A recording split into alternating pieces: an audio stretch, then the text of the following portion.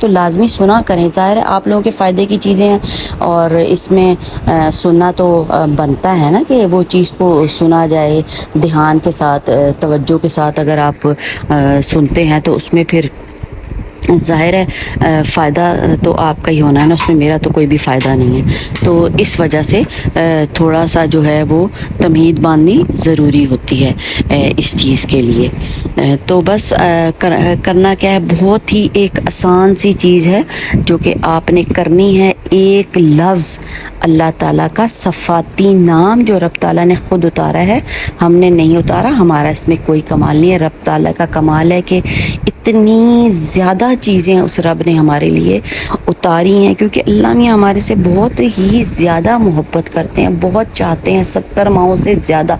एक माँ कितना अपने बच्चे को मोहब्बत करती है, हर चीज़ से हर तरह से उसका ख्याल रखती है।